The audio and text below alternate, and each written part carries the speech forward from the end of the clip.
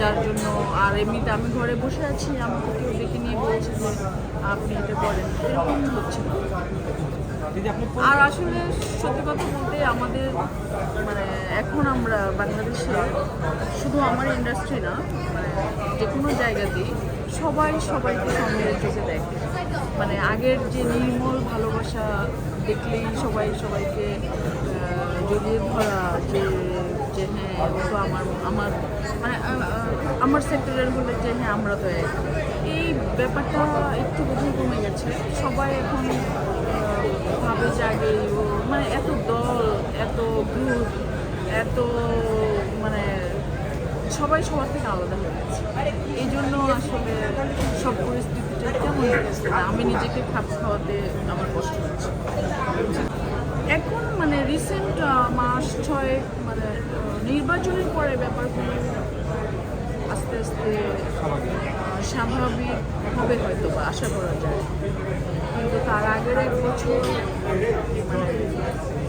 মানে এটা এটা বলার মতো না। এটা আসলে আমাদের আমাদের সব কিছু একটা নির্দিষ্ট গোষ্ঠীর হাতে কুক্ষিগত ছিল। মানে মনে হয় যেন আমাদের সব কিছু অন্য কেউ কন্ট্রোল করছে। একটা গ্রুপ, কোনো একটা সিন্ডিকেট মানে যা ইচ্ছে তাই করেছে, সেটা সবাই জানে। সেই জায়গা থেকে আমি আমার ইন্ডাস্ট্রিও একই রকম, মানে আমরা সবাই ভিক্টিম। তবে নির্বাচনের পরে আমি ভেবেছিলাম দেশের পরিস্থিতি শান্ত হবে, সব জায়গা মানে অন্যান্য সব জায়গার মতো আমাদের কালচারাল এরিয়াটাও ঠিকঠাক হবে। কিন্তু এখন মনে হচ্ছে যে হয়তো সময় লাগবে।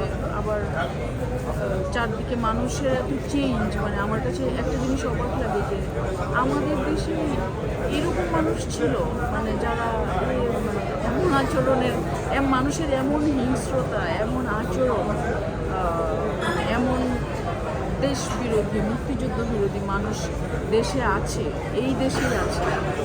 এটা অবাক লাগে আমার কাছে। এবং তার থেকেও আছে, বাদ দিলাম এক একজনের মতাদর্শ এক এক রকম, কিন্তু এই যে মানুষের প্রতি যে যে মায়া বা যে একটা যে মানবিকতা, সেটা বোধহয় একদম নাই হয়ে যাচ্ছে। মানে এই সমানে কোনো প্রাণীকে মারছে, মানুষকে মারছে, পিটিয়ে মারছে, এগুলো এই বাংলাদেশ তো আমি আসলে কখনো দেখি, যার জন্য আমি আসলে না, পরিবর্তন তো হবে। সময়ের সাথে সাথে সব কিছু পরিবর্তন হতে হবে না, কারণ পরিবর্তন তো মানে যে যত পরিবর্তিত হবে সে তত আপডেটেড হবে। পরিবর্তন প্রতিনিয়ত হবেই, কারণ সময় যাচ্ছে, সময়ের সাথে সাথে সব কিছু চেঞ্জ হবে। আপনি কতটুকু পরিবর্তন হয়েছে? আমি পরিবর্তন হতে পারছি না, এই জন্যই তো আমাকে দেখা যাচ্ছে না। আমি নাই বিভিন্ন জায়গায়, কারণ আমি বোধহয় একটু মানে সময়ের সাথে সাথে নিজেকে আপডেট করা এটা একটা বিষয়, আর স্রোতে গা ভাসিয়ে দেওয়া একটা বিষয়। তো আমি গা ভাসাতে পারি না, আমাকে একটু ভেবেচিন্তে সব কিছু করি আমি। তারপরেও আমি বলবো আমারই ব্যর্থতা, আমি বুঝতে পারছি। প্রেম মাঝে মাঝে হয়, কিন্তু বেশি দিন মানে কমই হয়। আমাকে আসলে অনেকেই ভয় পায়, কেন আমি জানি না, যার জন্য প্রেমের অবস্থাও খুব একটা আসে না। না। কিন্তু ওই আগে ইনিয়ে বিনিয়ে, বিশেষ করে আমি যখন শিল্পকলায় জয়েন করলাম, তারপর থেকে আমার সব প্রেমের প্রস্তাব নাই হয়ে গেছে। তারপর এখন বলে কেউ কেউ, ওই তারপর থেকে অনেকটাই কমে গেছে, ভয় পায় মনে হয়। প্রেম টিকে নাকি? প্রেম টিকবে তো, কিন্তু সেটা তো প্রপার প্রেমটা আসলে হয়ে ওঠে না, যার জন্য টিকে না। আমি সবসময় একটা রিলেশনশিপেই বিশ্বাস করি, কিন্তু আমার আমার প্রপারলি আমি সেই মানুষটাকে আসলে খুঁজে পাই না বলে আমার রিলেশনশিপ হয় না। আমার মনের মানুষটা হচ্ছে যাকে দেখলে আমার এত ভালো লাগবে যে আমার আসলে মনে হবে যে হ্যাঁ এটাই আমার দেখতে। তারপর চোখ সাধারণ বলতে মানে এক এক মানে এই সৌন্দর্যটা তো এক এক রকম। মানে আমার যাকে ভালো লাগবে তাকে অন্য আরেকজনের ভালো নাও লাগতে পারে, কিন্তু আমার লাগলেই তো তার এটা হচ্ছে মানে জাস্ট ভালো লাগার ব্যাপার। কিন্তু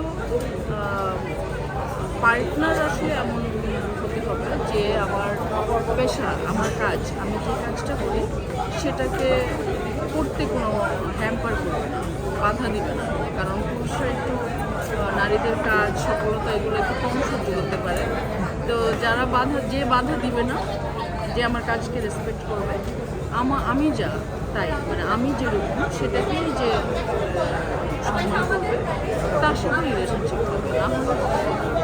মন ভেঙেছে একজনের জন্য তার মন ভাঙে না, মন তো নানান কারণে ভাঙে।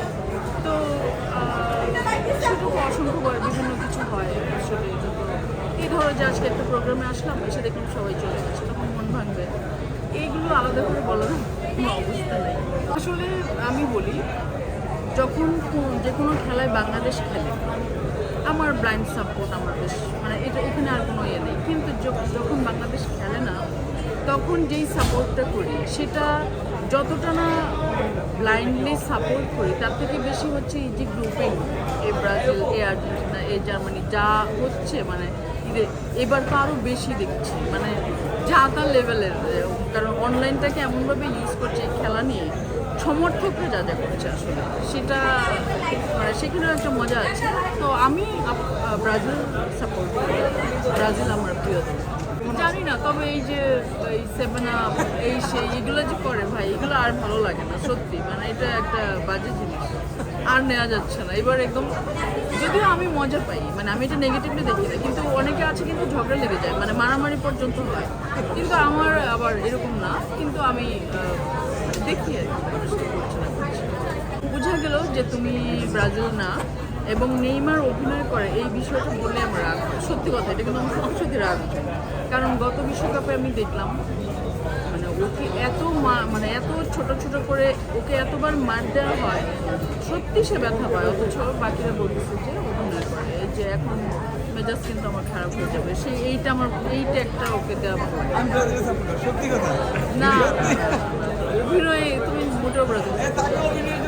নেইমার না খেললে তো মজা লাগে না, খেলা দেখতে ইচ্ছে করে। মানে আমি আসলে ব্যক্তিগতভাবে নেইমারের ফ্যান, মানে ক্রাশ নেইমার, ভালো লাগে প্লেয়ারের থেকে একটু বেশি। এটা অনেক ম্যাক্সিমাম মেয়েরাই দেখবেন যে নেইমারের ফ্যান। ও না খেললে খারাপ লাগে, বাট ব্রাজিলের প্রতি সাপোর্ট তো থাকবে। আর নেইমারের জন্য আলাদা একটা জায়গা। এটা সবসময় ওর ভালো লাগলে, মানে সে ভালো থাকলে ভালো লাগে, সে ব্যথা পেলে খারাপ লাগে, না খেলতে পারলে অনেক বেশি খারাপ লাগে, এই আর কি।